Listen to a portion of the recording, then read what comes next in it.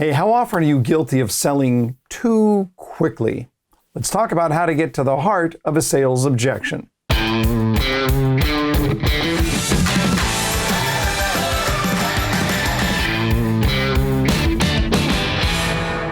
Welcome back, everyone, to another 5-minute sales training where today we'll look at how to get to the heart of a sales objection.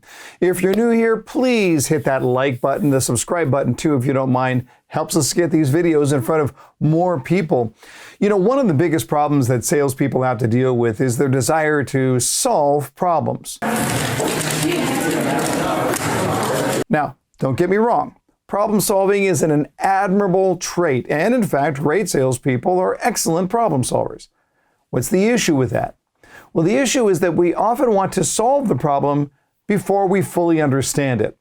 We get so excited about solving a problem that we jump to conclusions as to what the problem really is all about. So suppose you're selling furniture, and someone asks you about delivery dates. Now, you know that production is behind. You know that this is a problem for a lot of people. They want their furniture now, but it's not going to be ready for several months. So what happens here? Well, the natural tendency is to trigger an emotion in your own mind.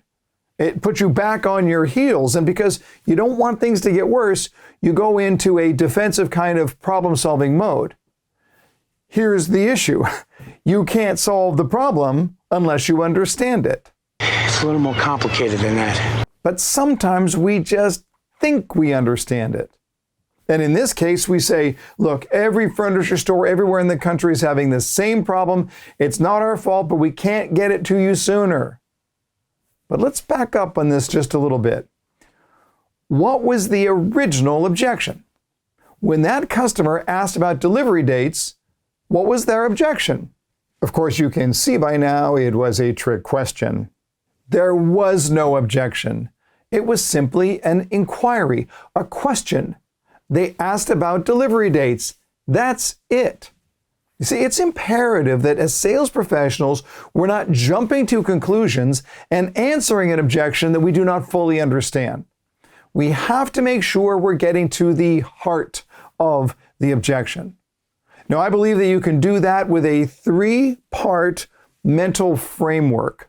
Part 1 is to say, thank you.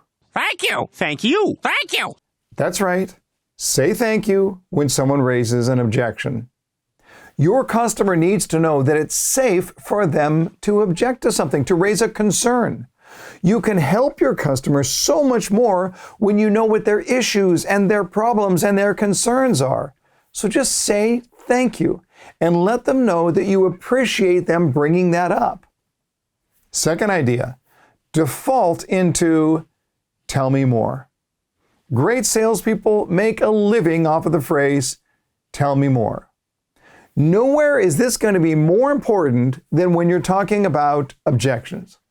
If you want to get to the heart of the objection, you need to find a number of variations of the phrase, tell me more about that. Why is that important to you? What caused you to feel that way? Tell me about your greatest concern right there. So we start by saying thank you, then we get into tell me more. But step 3 is to ask the question, how important is this to you? See, what I'm trying to do is gauge the volume of the objection. Is this a deal killer or is it just a deal pauser? As a sales professional, you have to be curious enough to want to know what's truly going on in the customer's mind, and that requires a certain amount of boldness.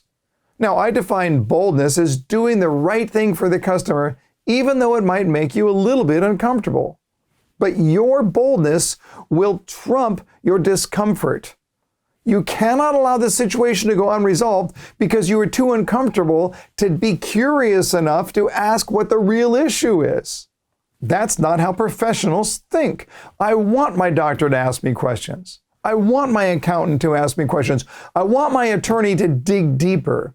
And I want my sales professional to be curious enough about my situation to continue to probe. Just ask questions. Okay, that's it. Lean into the objection. And before we wrap, what objection do you get most often? Tell me in the comments below. And if you're ready to dive even deeper into the topic of objections, I just launched my brand new online course on overcoming objections.